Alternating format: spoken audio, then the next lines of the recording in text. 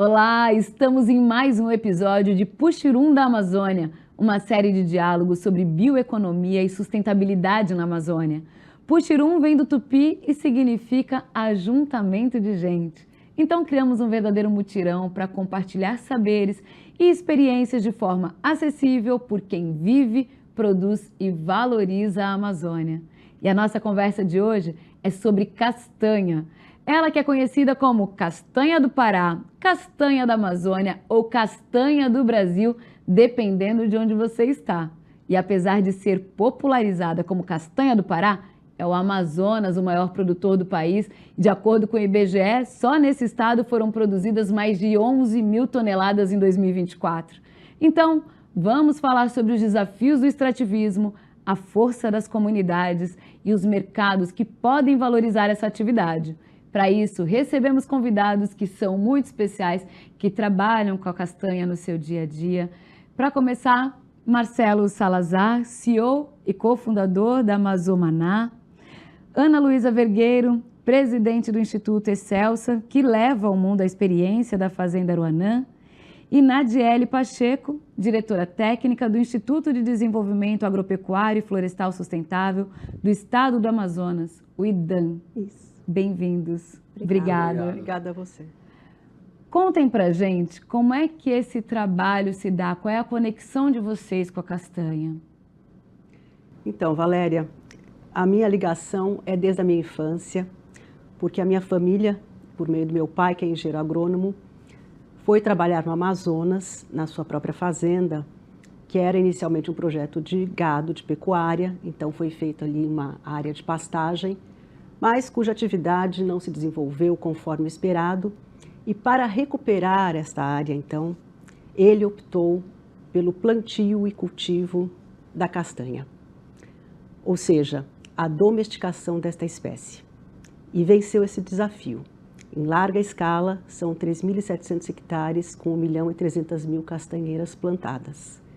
E além disso, naturalmente, tendo castanheiras, temos castanha, que nós também beneficiamos com nossa marca própria na Aruanã e estendemos o nosso conhecimento para os pequenos agricultores, aqueles que vivem nos rincões distantes do estado, os ribeirinhos, os pequenos agricultores, através da nossa organização de terceiro setor chamada Instituto Excelsa.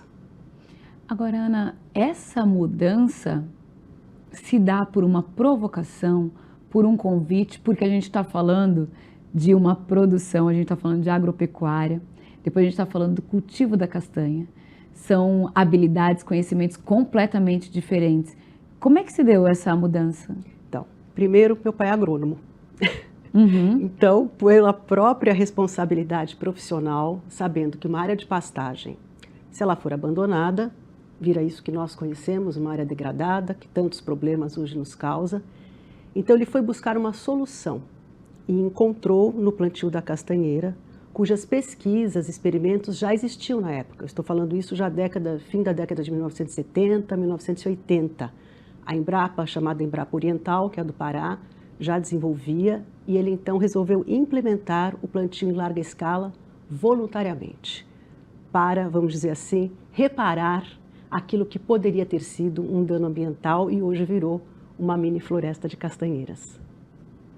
É interessante, né, essa observação e essa busca por um caminho que seja sustentável, produtivo. Agora, e qual é a sua experiência?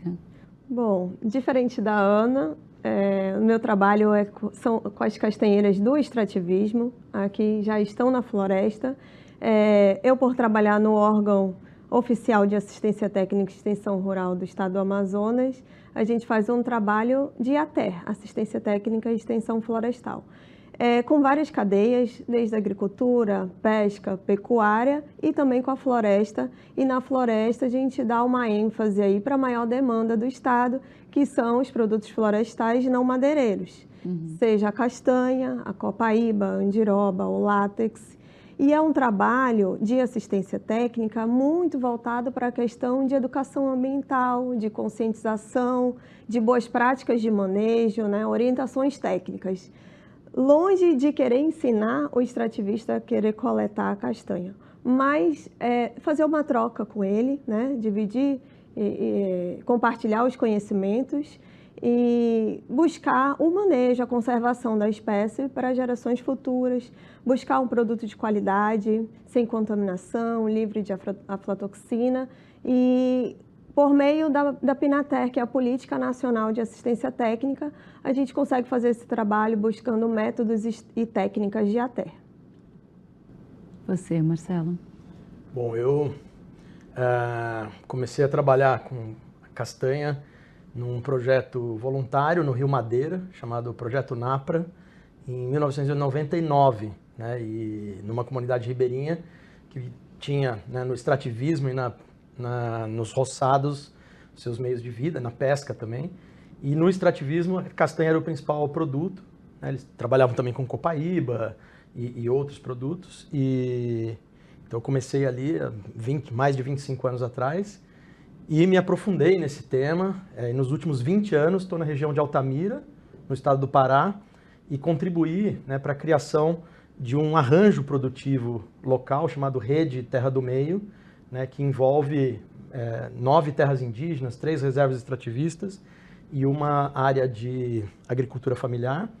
E um dos produtos que eles trabalham é a castanha, né, tanto na coleta quanto também no beneficiamento. Então tem o beneficiamento da castanha em mini usinas, né, que são unidades produtivas que ficam nas comunidades. Então é isso.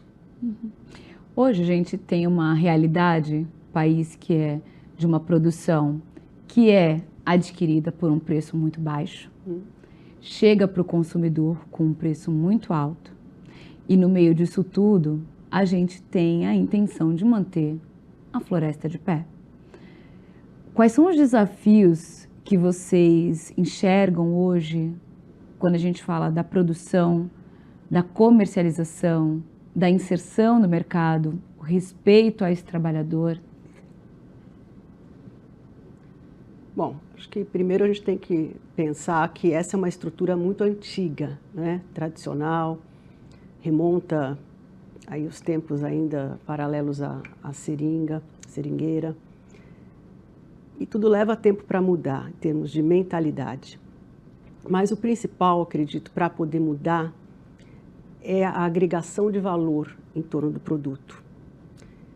Então, um produto de qualidade, um produto feito de acordo com as demandas deste consumidor, né, onde a gente possa encurtar o caminho entre aquele que é o produtor ou extrativista. No nosso caso, nós trabalhamos com a nossa própria castanha cultivada. Não há castanhas de terceiros que nós adquirimos e nem vendemos para terceiros. Então, é mais fácil de nós fazermos toda esta parte de comercialização. Mas para estes, o trabalho do Instituto Excelsa, que leva as mudas para estes pequenos, a árvore será deles, não há compromisso nenhum em vender produto para nós. Desta forma, eles sendo os donos e desejando vender a sua castanha e seguindo protocolos como os nossos, poderão agregar valor ao seu produto. Porque com o cultivo nós pudemos ter várias pesquisas e descobertas interessantes, quanto todo mundo sabe que é o produto que mais tem selênio da natureza. Mas isso está ligado diretamente a um condicionante de solo. Então, no nosso caso, basta uma castanha por dia, devido ao teor de selênio que ela possui. Outras regiões poderão também ter estes mesmos elementos, estas mesmas variáveis, a partir de pesquisas, e aí formar como se fosse, a exemplo dos vinhos, por exemplo, na Europa, regiões de denominação. E isso tudo vai trazer um novo sentido econômico ao produto e às pessoas que ali trabalham. Mas certamente demandará tempo. E isso é uma variável importante que requer de nós, para quem deseja entrar nestas áreas, nestas atividades, perseverança, paciência e confiança. Porque a castanha está já no Brasil, está na Amazônia há séculos. Só no nosso país, quando Cabral chegou aqui, castanha já era um produto conhecido dos indígenas, né? Então, para nós mudarmos e podermos nos inserir com o produto num mundo onde ele seja valorizado e aqueles tradicionais exploradores, extrativistas, produtores também possam ser valorizados, é preciso que nós mudemos esta maneira de trabalhar. Eu acho que só fazer um comentário, né, que não são centenas de anos, são milhares de anos. Né? Então, a castanha é um dos produtos, né, uma das espécies da floresta amazônica que foi, né, domesticada e espalhada pelos povos tradicionais. Então, a gente sabe hoje, através de pesquisas da arqueologia, da antropologia, que a Amazônia é uma floresta antropogênica, que é fruto da interação dos povos indígenas com a floresta. E esses povos indígenas, ao migrarem de um lado para o outro da floresta, eles foram levando o que tinha valor para eles. Né? Então, de mais de 16 mil espécies que a gente tem na Amazônia, 227, elas hiperdominam 50% da floresta. A castanha é uma delas. Então, assim, o motivo da castanha ser tão abundante na Amazônia tem um fator, né, biológico, mas tem esse fator humano de levar o produto para todos os cantos. E é um produto maravilhoso, né, porque ele é muito nutritivo. Então, você falou do selênio, né, mas ele tem gorduras muito boas. É um produto com alto teor proteico.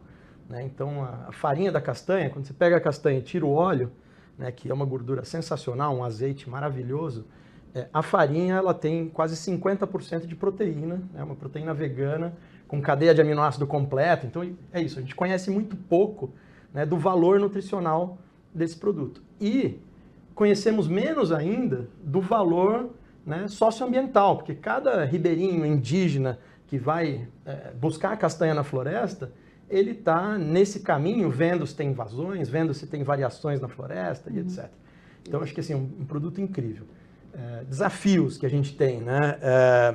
Então, são inúmeros os desafios, né? Para começar, não só a castanha, mas muitos produtos da floresta, Exato. Eles pagam impostos cheios, enquanto você tem produtos agropecuários que são isentos e ainda tem subsídio. Né?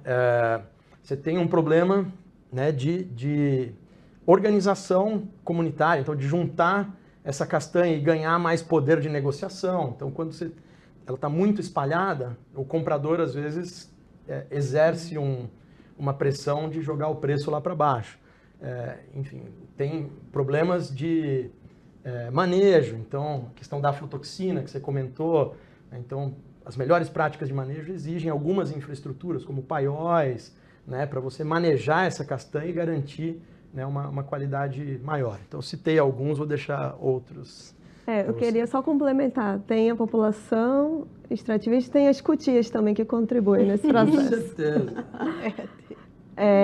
Bom, do ponto de vista da assistência técnica, e aí falando especificamente do Amazonas, que eu tenho propriedade para falar, um desafio, são vários, como o Marcelo já colocou, mas um que eu destacaria seria a questão logística, né?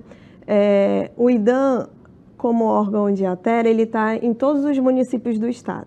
O estado tem 62 municípios e nós temos 75 escritórios, mas a gente não consegue alcançar toda a demanda que a população do Amazonas tem para a gente. Isso em função de alcance, embora estejamos em todos os municípios, eu estou me referindo à sede do município, né? Então, esses castanhais, essas áreas de coleta, elas estão muitas das vezes na zona rural, distante, que o extrativista precisa pegar uma canoa, um rabeta, como nós chamamos lá, para comercializar o produto dele. E, às vezes, o que ele gasta de combustível para ir até a sede e voltar, não paga o produto que ele vai comercializar. Então, a questão logística é fundamental e, em se tratando do estado do Amazonas, é um desafio muito grande. Fora isso, eu também traria como um dos desafios a questão da organização social. É fundamental. Uma coisa é eu vender uma lata de castanha CPF do Antônio. Outra coisa é eu me organizar numa associação, numa cooperativa e ter produto em maior quantidade e ter poder de barganha, né, para negociar meu produto.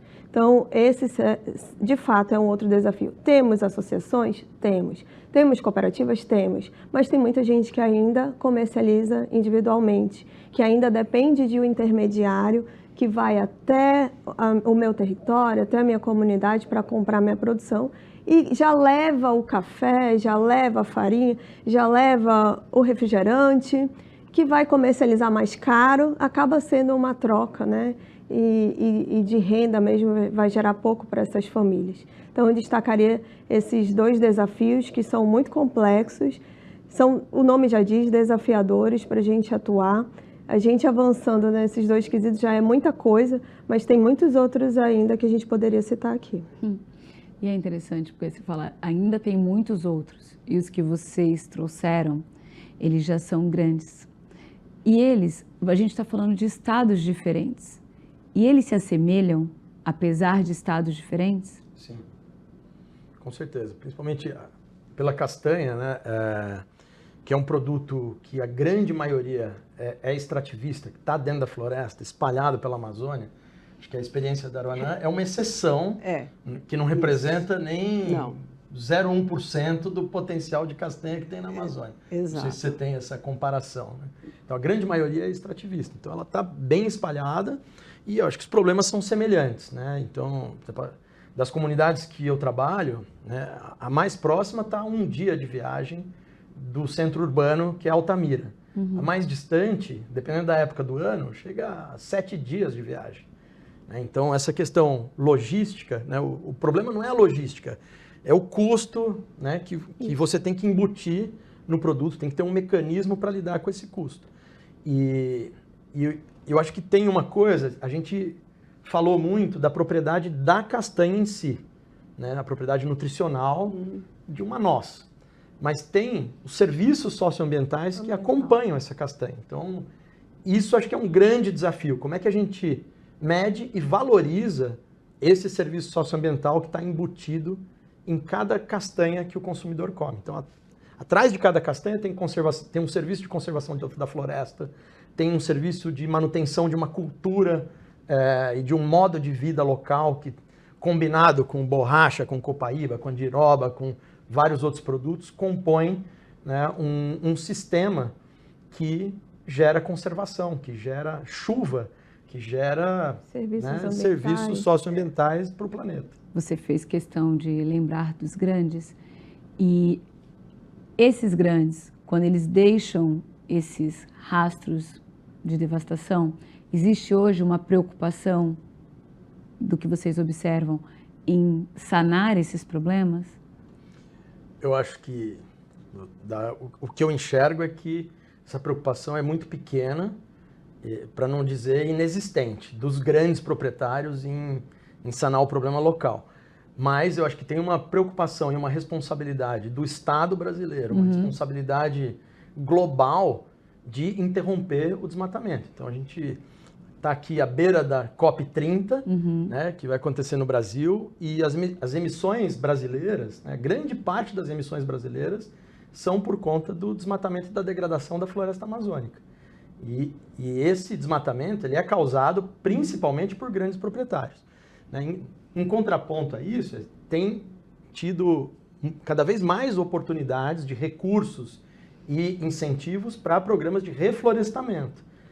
Nesse sentido, promover reflorestamentos produtivos e diversos, eu acho que é incrível. Aí pode entrar a castanha, então castanha, o açaí, o puaçu, né, cacau e por aí vai. Então acho que eu acho incrível, né, a gente conseguir enriquecer esses projetos de reflorestamento e chegar num momento, acho que esse é uma meta de futuro, de que a floresta em pé tenha mais valor do que a floresta no chão. Hoje isso ainda não é realidade. Pelo pacote de incentivos que ainda se tem para o desmatamento e as grandes barreiras que a gente tem para a conservação da floresta. Mas a gente precisa perseverar e inverter essa equação. Não tem essa procura por querer, diferente da Fazenda Aruanã, que tentou reverter a situação, mas o sistema aos poucos tem filtrado isso e apertando para fazer com que essas pessoas recuperem suas áreas, né? Então, hoje, por exemplo, se você quiser financiar uma atividade produtiva ou fortalecer essa atividade por meio de financiamento, eu digo crédito rural, o camarada só vai conseguir fazer se ele tiver regulado do ponto de vista ambiental. Então, obrigatoriamente, força ele a procurar sua regularização ambiental para acessar o crédito rural. E existem outras políticas públicas que também já caminham nesse segmento para forçar mesmo os que não querem, de alguma forma ou outra ele vai ter que fazer. E como o Marcelo colocou, é uma atribuição do governo, né, do governo estadual, federal como um todo, municipal. Então já existem algumas iniciativas, projetos pontuais que já começam a trabalhar, a pensar nessa pauta de recuperação de áreas degradadas.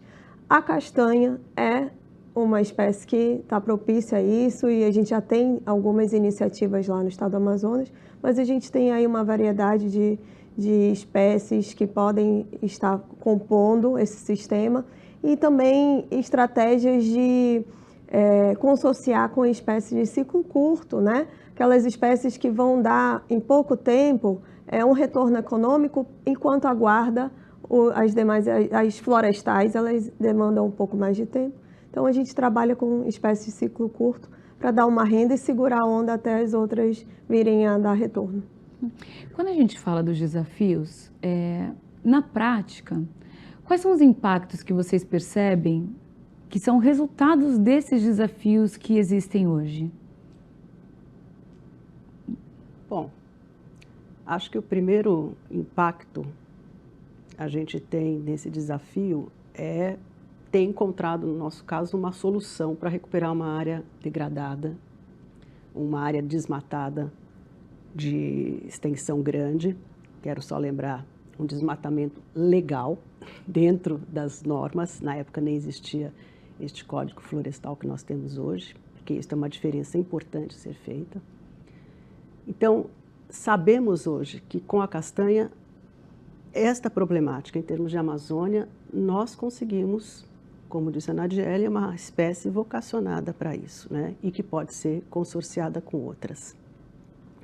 E eu vejo também que isso trouxe uma série de conhecimento a partir do cultivo, porque nós, na Fazenda Aruanã, recebemos muitos pesquisadores, da Embrapa principalmente, que inclusive é nossa grande colaboradora, das universidades, tanto do Brasil quanto do exterior, e pesquisam a castanheira em diversos aspectos, desde a sua floração, dos polinizadores tão importantes para que seja possível a reprodução, a questão do carbono, a parte nutricional do selênio. Então, ampliou-se o conhecimento sobre essa espécie, que não por acaso leva no nome científico a palavra excelsa. Ela é uma árvore dominante, é a rainha da floresta. Então, ela merece ter o seu lugar garantido na economia, na vida das pessoas, não é? Com a nossa dedicação, como disse o Marcelo muito bem, nós precisamos procurar integrar isso na floresta, olhando ela como um todo e não compartimentada apenas por categorias de produtos, como se fossem gavetinhas, mas todos eles na composição, porque a floresta se sustenta por esta integração equilibrada. Você conseguiu olhar o lado positivo dos impactos, né, de todos esses desafios, né, como um exemplo de que é possível fazer a mudança acontecer. Vocês, que impactos que vocês observam, que vocês enxergam que acontecem por conta desses desafios que vocês citaram aqui? Um dos impactos é o preço, né, do produto. A partir do momento que a gente não tem uma organização, um coletivo de extrativistas trabalhando, obrigatoriamente o preço da lata da castanha vai baixar. Então, eu vou dar um exemplo aqui, lá do estado do Amazonas, a política do estado a estratégia do estado foi fazer pequenas unidades de beneficiamento por polo. Então, nós trabalhamos com calha de rio, que é a nossa realidade. Na calha do Alto Solimões, instalamos uma agroindústria de beneficiamento. Na calha do Purus, instalamos uma agroindústria de beneficiamento. Na calha do Rio Negro e assim por diante. Então, hoje, são 6 agroindústrias que existem no Estado, que são apoiadas pelo governo do Estado, mas que são geridas por organizações da sociedade civil, sejam associações, sejam cooperativas. E a gente percebe a diferença quando não tinha a lata da castanha R$5 e quando, a partir do momento que eu tenho uma agroindústria que vai comprar castanha, os próprios compradores obrigatoriamente tiveram que aumentar o preço da lata. Então, esse é um impacto positivo, que a agregação de valor, que a instalação de uma usina, que aí eu não vou estar comercializando a matéria-prima, né? Eu já vou ter um beneficiamento, ainda que mínimo. Essas usinas trabalham com a castanha desidratada e embalada a vácuo. Não é muita coisa, mas já dá uma diferença no produto, já dá uma diferença na vida útil, né? No tempo de prateleira e na qualidade, fundamental. Porque, ok, é maravilhoso, é uma delícia comer a castanha, amêndoa in natura, mas ela está ali com todas as condicionantes para a contaminação, né? Fungo, basicamente, precisa de alta temperatura e alta umidade. Então, esse processo mínimo que é passado na agroindústria ajuda e contribui para a não contaminação, para evitar a contaminação. Então, esse seria um dos impactos fundamentais que a gente já percebe que ocorre no estado do Amazonas. Fora essas 6, nós temos outras 6 que já são agroindústrias particulares, que estão lá beneficiando e também estão contribuindo na compra dessa matéria-prima com preços mais, vamos dizer, justos. Eu acho que uma questão que eu observei, né, essa questão do preço. Nessa região que eu estou, de Altamira, quando eu cheguei lá também o preço era na casa de R$5 a R$10 a caixa de castanha, que tem 22 quilos. É mais uma lata. 22 quilos. Isso, aproximadamente. E com essa organização comunitária, acho que a primeira fase foi ajudar o pessoal a armazenar a castanha para vender no momento certo. Porque a castanha, ela tem um ciclo muito interessante, que ela tem a maior época de produção, né, no final do ano e começo do ano, então entre dezembro e abril, e ela tem o pico da comercialização entre outubro e dezembro, que é a época do Natal.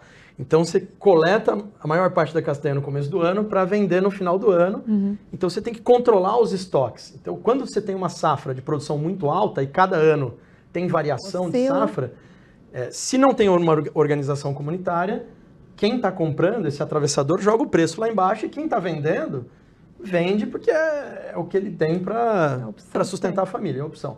Com essa organização comunitária, só de conseguir segurar a castanha um tempo, por exemplo, com estruturas de capital de giro, paióis e etc., você já posiciona melhor o produto para vender na entre-safra.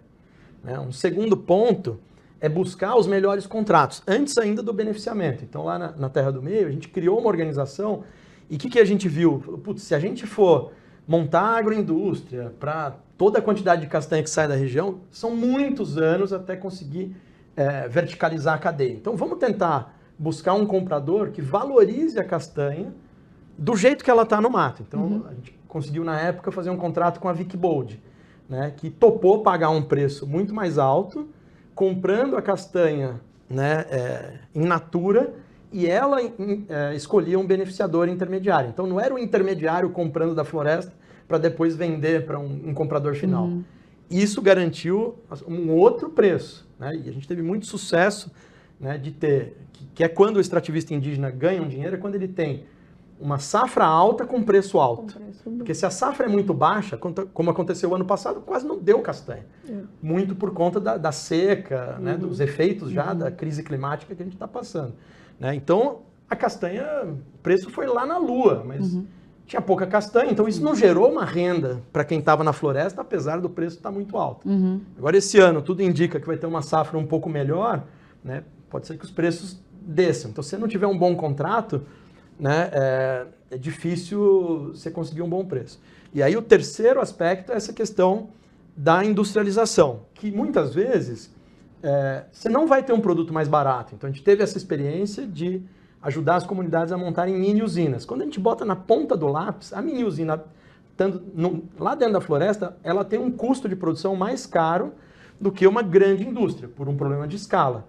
Só que o benefício que ela gera localmente de gerar empregos num momento de entre-safra para essa população, de criar um elemento de união da comunidade, de proporcionar uma atividade para um jovem que às vezes não tem aptidão para a floresta, isso é incrível. Então a gente bolou na época, junto com o Imaflora, um selo chamado Origens Brasil, que a intenção é certificar. Saiu de uma área protegida, terra indígena, quilombola ou reserva extrativista, está certificado. Tem essa garantia de origem. E isso conseguiu chegar a mercados que querem saber de onde vem o produto e que valorizam isso. Então, efeitos aí de alguns anos de trabalho. Isso, só para completar, o Marcelo está tocando num ponto importante, a certificação. Bom, não é a certificação que dá qualidade ao produto, ela só está ali confirmando, reconhecendo, né? Mas a questão é a rastreabilidade. Isso. Então, quando ele diz de garantir a origem, claro que no caso do cultivo, isso é muito mais fácil de fazer, porque a gente sabe ali desde da árvore até a embalagem final, né?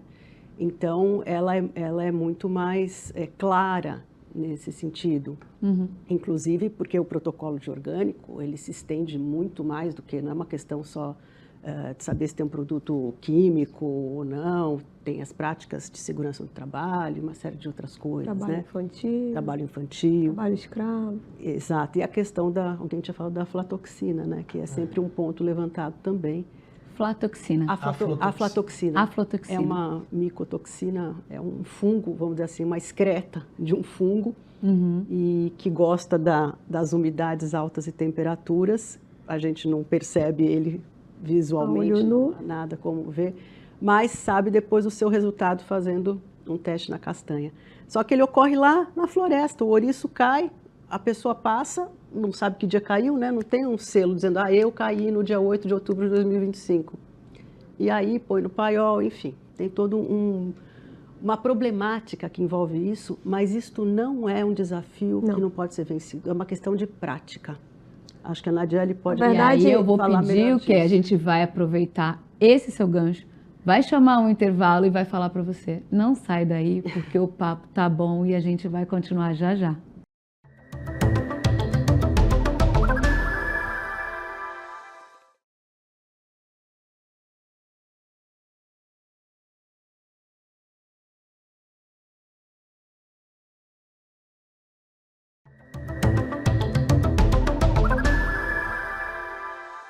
Estamos de volta com o nosso papo sobre castanha, castanha do Pará, castanha da Amazônia, castanha do Brasil. E nesse papo comigo estão Marcelo Salazar, Ana Luísa Vergueiro e Nadiele Pacheco. A gente foi para o intervalo com papo em alta para você compartilhar suas experiências e a gente vai aproveitar isso para compartilhar aqui experiências de cada um e o olhar de vocês para a gente pensar em caminhos, para eliminar esses gargalos e pensar numa produção que seja sustentável e rica para toda a cadeia, né?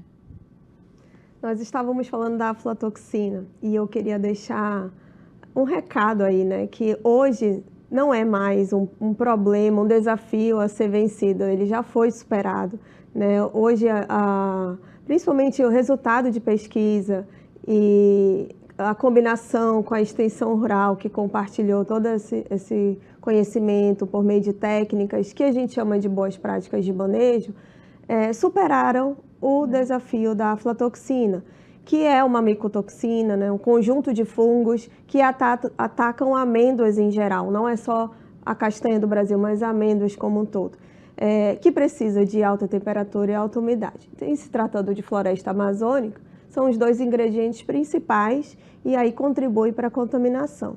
Então, nas boas práticas de manejo, a gente trabalha, né, medidas para evitar essa contaminação. Então, o contato com o solo, a umidade e aí as boas práticas de manejo traz aí opções que não são onerosas para o extrativista, seja colocar o ouriço, que é onde vem as amêndoas, né? No giral, que é uma estrutura acima do solo, com umbigo voltado para baixo, O umbigo é o orifício onde o fruto fica ligado no galho. E aí esse orifício, ele dá acesso às amêndoas, né, às sementes, então a água entra. Lembrando que o período da chuva é o período que esses ouriços caem na floresta. Então, tem técnicas e práticas que facilitam e evitam essa contaminação. Já foi um problema, um foco, talvez, da cadeia, né, o ataque de aflatoxina. Isso é prejudicial para o ser humano que consome essa castanha contaminada, mas hoje a gente já superou esse desafio. Os últimos testes que a gente fez de aflatoxina, feito em laboratório, não deram presença de contaminação de fungos. Pensando em exportação, o Brasil perdeu, né, a sua autonomia e era o primeiro em exportação de castanha do Brasil no passado e perdemos em função da aflatoxina, mas hoje eu posso dizer e garantir aí com propriedade que a gente não tem mais castanha contaminada. E aí eu já troquei uma figurinha aqui com o vizinho do Pará, também não tem casos lá. Então eu acredito que está consolidado. É uma questão de capacitação continuada, né? A gente tem que estar sempre voltando e lembrando o extrativista das boas práticas de manejo, porque querendo ou não dá um trabalhinho a mais, mas é fundamental, é para a segurança, para a saúde, é para a manutenção da cadeia como um todo. E aí eu já peço para você, que outras práticas que você acha que são fundamentais para que a gente elimine gargalos nessa cadeia? Algumas a gente já acabou falando aqui na nossa conversa, né, que é essa situação de organização social, mas eu queria falar da questão da gestão, né? A gente, nessas 6 que eu falei mais cedo, agroindústrias, a gente colocou sociedade civil fazendo a gestão. Mas a gente precisa que eles tenham conhecimento de gestão, né? Não basta pegar um líder comunitário, um presidente de comunidade, de associação, colocar ele lá e dizer, pega que o empreendimento é teu. Então, a gente precisa investir nessa questão de gestão de empreendimentos, precisa nós mesmos estarmos preparados para isso, porque assim, eu sou engenheira florestal de formação, o time que trabalha comigo tem a formação na área de ciências agrárias, engenheiro agrônomo, florestal, ambiental, pesca, técnico agrícola. Então, a gente precisa também ter profissionais multidisciplinar, né? Um economista, um contador, um administrador, porque ele passa a ser um empresário, um dono de um negócio e ele precisa saber tratar disso, ele precisa saber negociar o produto dele, ele precisa ter noção de fluxo de caixa, ele precisa saber até preparar um ofício, uma carta, um expediente que ele vai mandar para uma empresa. Então, é isso. A gente precisa investir em gestão de empreendimentos. Uma outra sugestão seria, que é uma realidade que a gente tem batido muito lá no Amazonas, é a inserção dos jovens na atividade, né? A sucessão familiar. Então, a atividade é uma atividade extrativista, no meio da floresta, correndo riscos de vida, um ouriço caindo na cabeça mata, uma picada de cobra, enfim, tem várias situações. E hoje o celular já chegou nessas comunidades, a internet já está nessas comunidades. E os jovens não querem mais levantar cedo para ir para o castanhal coletar castanha. Até porque alguns castanhais, eles não estão onde está o imóvel do agricultor extrativista. Ele está há 2 dias, há 10 horas está o castanhal que eu coleto. Então, assim, é uma atividade que exige um esforço físico, mental, enfim, de diversas ordens, e os jovens já não têm tanto interesse. E aí eu falo disso não é só para a cadeia da castanha, para a atividade extrativista como um todo. E eu acho que, como que a gente consegue amenizar isso? Trazendo tecnologia para o processo, né? Então, os mapeamentos de castanhais que a gente fazia no passado era na mão, com um lápis, um papel, uma prancheta. E hoje a gente consegue fazer isso no celular que ele está usando. Então, tecnologia, eu acho que é uma das saídas para trazer o jovem, para garantir o desempenho da atividade, atualizar, modernizar o processo. E, para finalizar, no caso das agroindústrias, a gente tem muito arranjos, né? essa descascadeira aqui é de outro fruto que a gente adaptou para castanha. Essa empacotadora aqui era para embalagem de café e a gente está adaptando para trabalhar com alumínio metalizado da castanha. Então, aprimorar as agroindústrias, isso a Bolívia dá um show na gente, aprimorar essas agroindústrias para ter equipamento de ponta também seria uma solução. Uhum. Acho que você falou questões muito legais. Eu vou pegar 2 pontos e adicionar algumas coisas. Concordo com tudo que você trouxe, mas eu acho que essa questão do jovem é fundamental, né?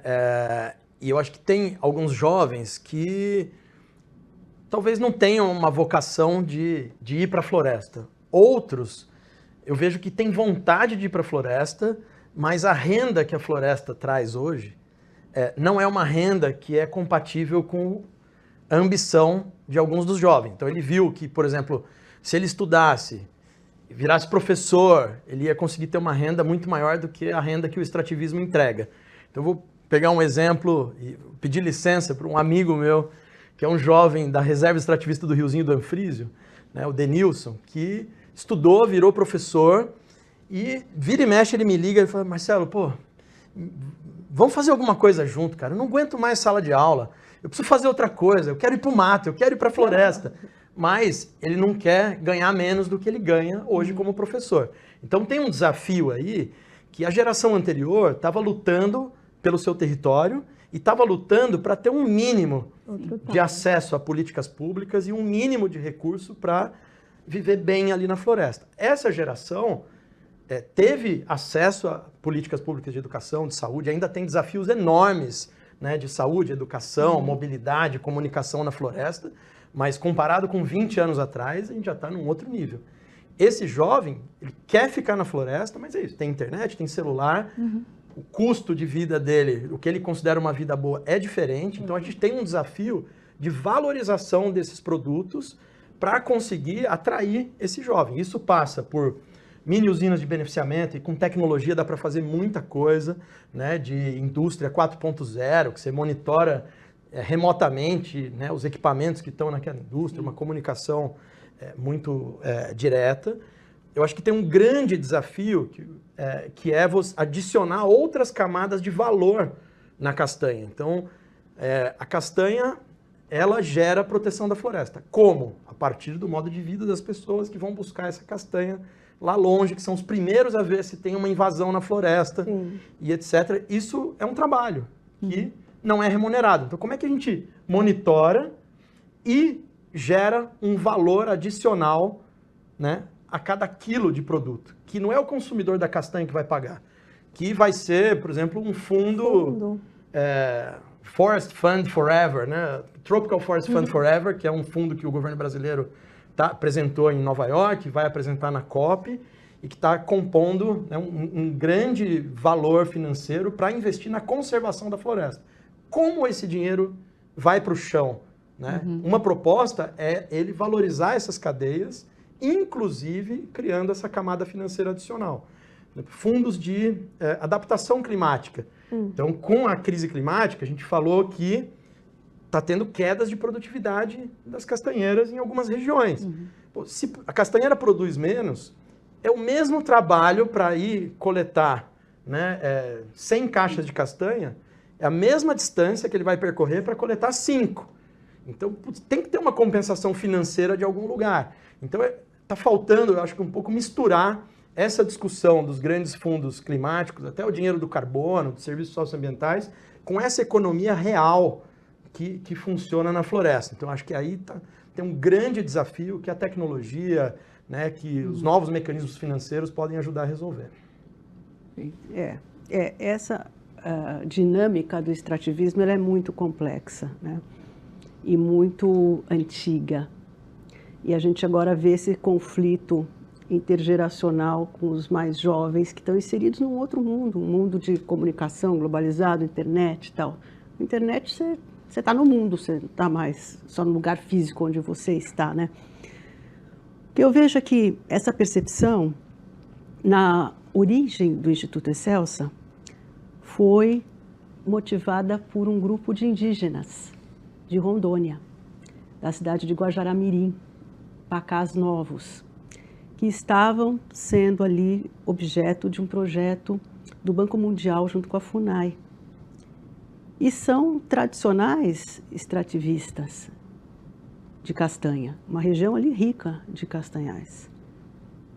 Mas eles viram o globo rural, isso eu estou falando da década de 1990, da Aruanã, e pediram para plantar castanha. Ninguém entendeu aquilo, porque estavam lá os castanhais e tal. Bom, meu pai foi para lá. Aí explicaram que o que acontecia, quando eles tinham que se deslocar, no período das chuvas, para coletar a castanha, e a família toda. Aí criança perdia escola, tinha gente que ficava doente, tinha gente que morria, o projeto ia por água abaixo. E queriam então dar uma solução, porque plantando a castanheira do lado da casinha dele e garantindo toda a parte da educação, saúde, isso fixava, né? Então foi essa motivação que fez nós desenvolvermos o Instituto Excelsa pensando nessas populações do Amazonas, ribeirinhas, também indígenas, né? Para essa fixação e que motivaria também as gerações futuras.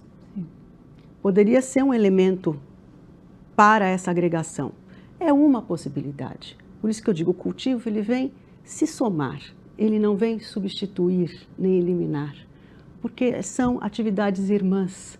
O importante é nós somarmos no propósito comum, que é a castanha, encontrando caminhos adequados para as problemáticas que se apresentam e não são simples. E requerem, de novo, vou falar, como disse o indígena para o meu pai. Meu pai falou, olha, eu quero que vocês saibam, vocês vão plantar, vão receber as mudas, mas leva 15 anos. Ele olhou para o meu pai e disse, só isso?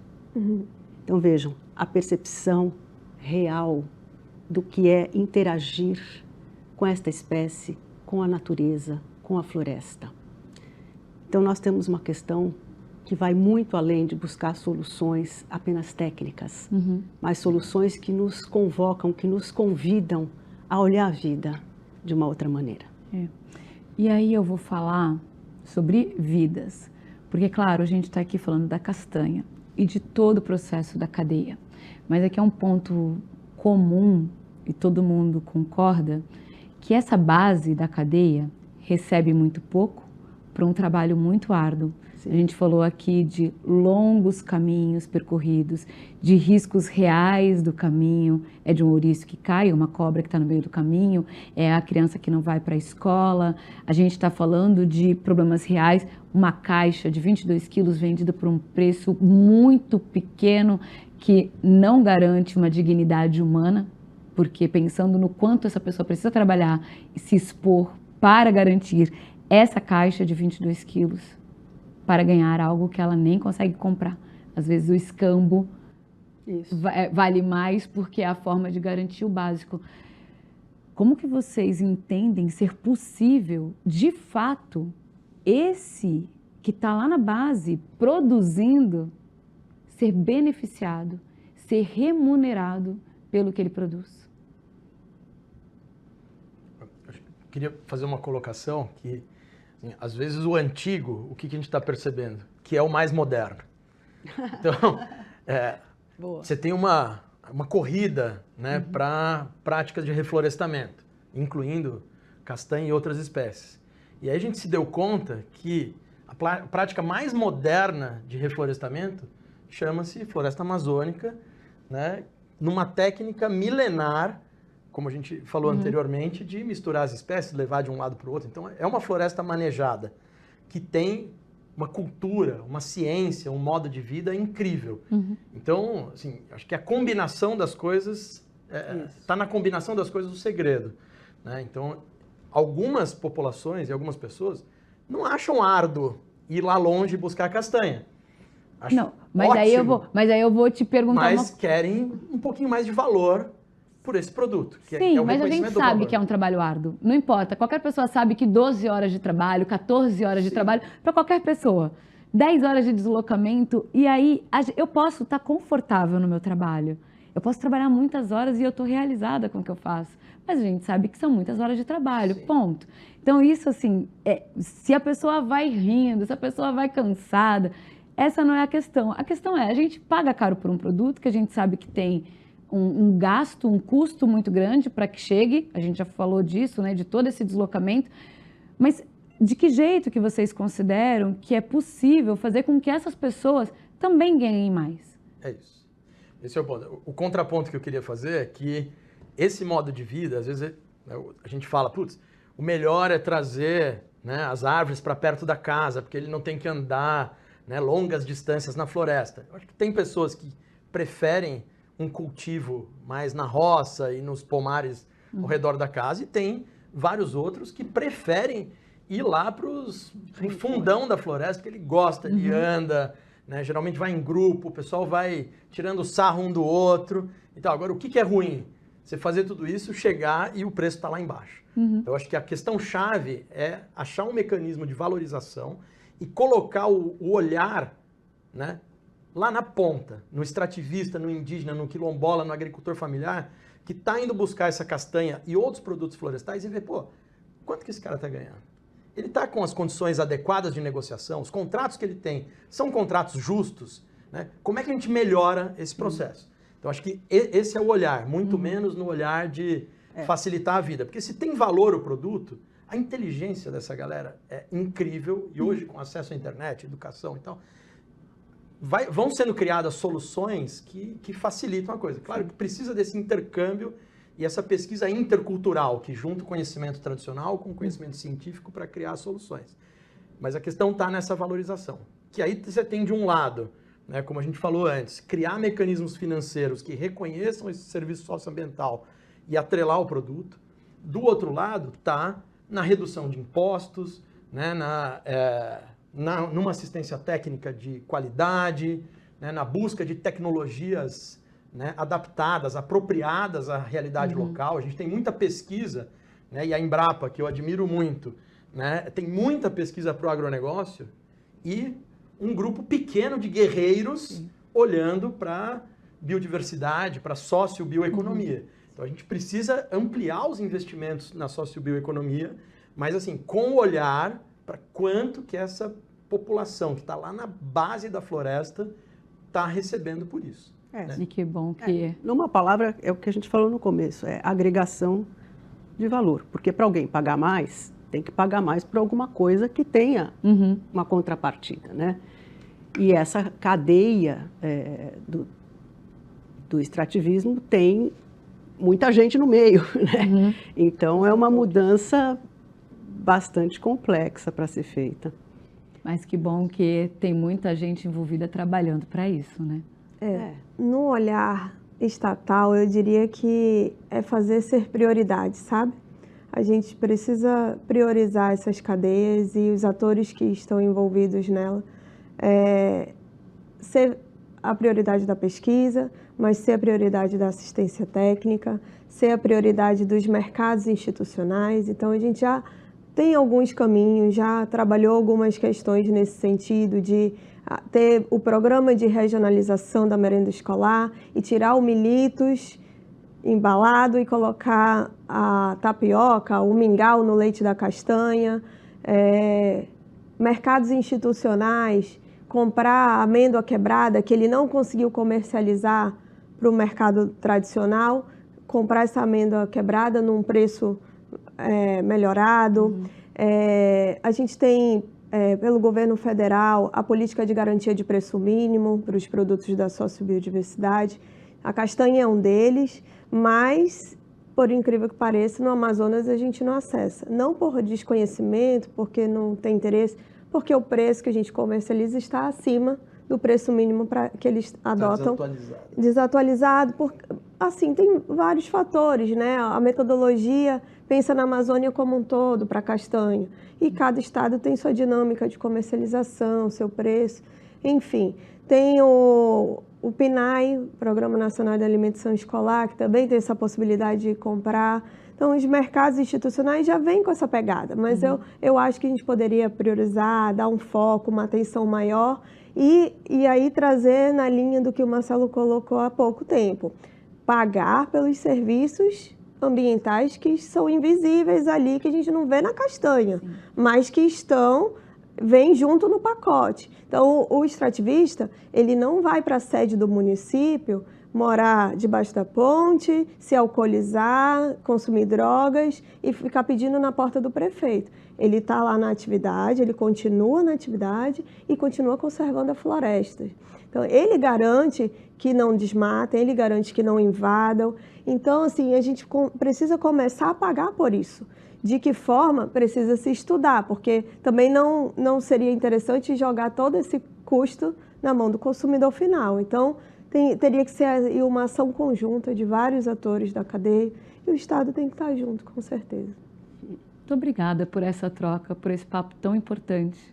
Obrigada. E muito obrigada a você que nos acompanhou até aqui nesse papo sobre extrativismo da castanha, uma atividade que garante sustento para muitas famílias e ajuda a manter a floresta em pé. Se você quiser rever esse episódio e outros conteúdos de diálogos sobre bioeconomia e sustentabilidade na Amazônia, acesse o Globoplay ou o site do projeto www.prsamazônia.org.br. Até o próximo Puxirum, com mais diálogos sobre bioeconomia e sustentabilidade na Amazônia.